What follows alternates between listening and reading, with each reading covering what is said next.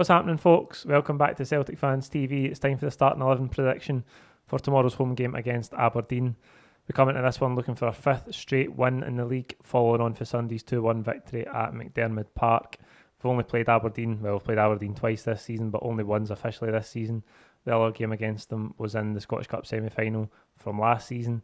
It was obviously that 3-3 draw up at Pittodrie. Hopefully the game tomorrow is a bit more calm than that one was. I can't believe, thinking back to the start of the season, that we're still here, virtual season ticket, watching the games in the house.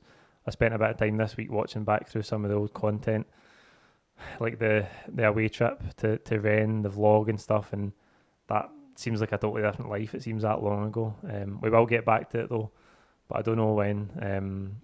I'm just missing it so much in terms of being able to go to the games and actually feel the atmosphere and just enjoy the spectacle of live football and watching Celtic live. Despite the fact how bad this season's been, that's been such a big miss in everybody's life really, and I can't believe that we're still going here and we're going to complete a full season without going to any games, but there you go. Before we get to the team for tomorrow, I have to tell you about our sponsors, OneFootball.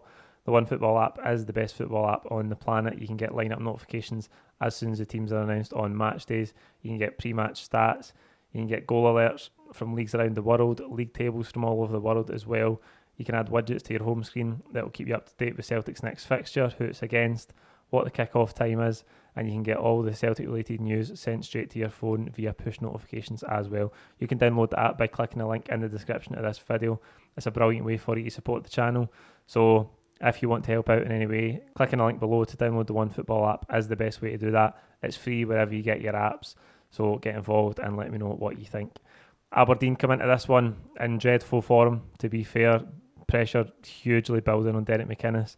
I feel like the pressure's been coming and going on Derek McInnes for a couple of years now. I think Aberdeen fans feel a bit like we have done in spells this season, where everybody else certainly at some point thinks that what do they expect? Like, Aberdeen should be happy with Derek McInnes. He's done a great job there.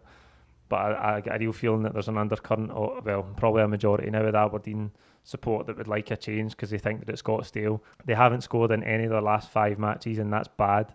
That's bad by any measure. They're currently sitting 4th in the table on 45 points. But as I say, no goals in 5 matches is a dreadful statistic. So they're low in confidence. We're the form team coming into this game. And as I say, I hope we can play in a more calm, authoritative manner than we did up at Pittodrie, because that game was a wee bit too chaotic for my liking. We were trailing and then we came back and we went in the lead and then we lost that late equaliser again. It was all a bit mad. So hoping for a much better performance tomorrow. In goals, Scott Bain will definitely keep his place.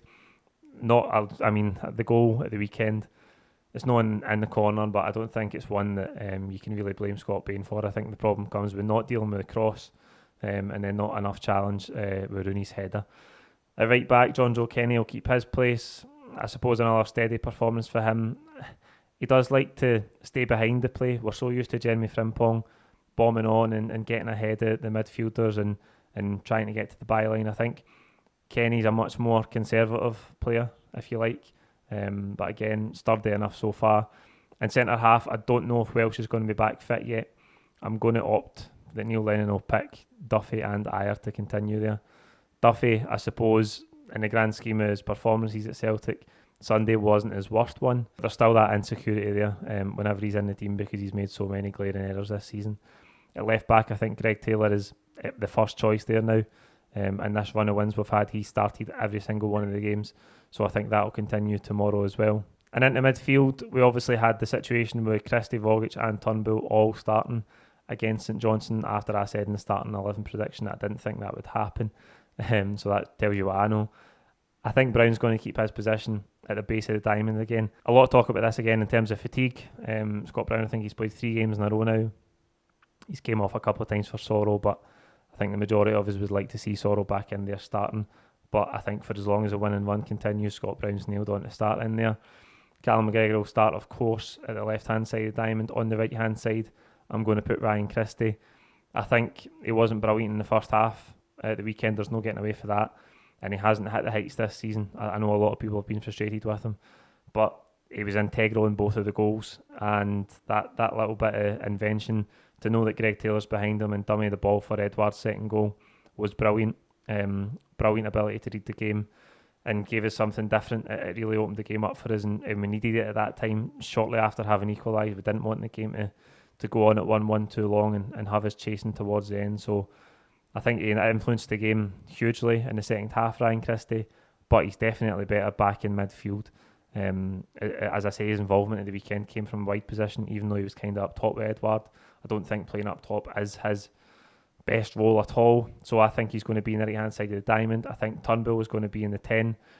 Again, maybe not Turnbull's best game in a Celtic shirt of the weekend, but if it's between him and Rogic right now, I'm going for David Turnbull.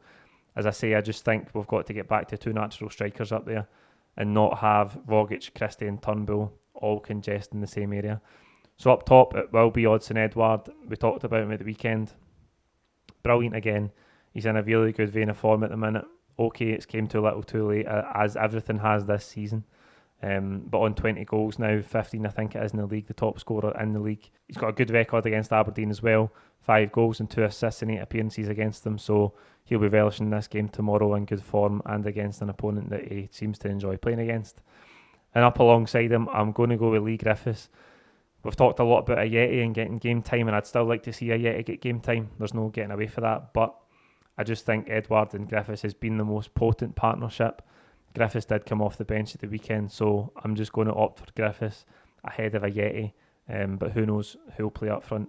We could even see Christie play there again if Neil Lennon wants to keep the same starting 11 from the weekend. I just don't think it's best to do that. I think we look a lot better and we've got two natural strikers on the pitch. There you go, that's the team I've went with. Like the video, comment with your own thoughts below. Please don't forget to subscribe if you haven't already.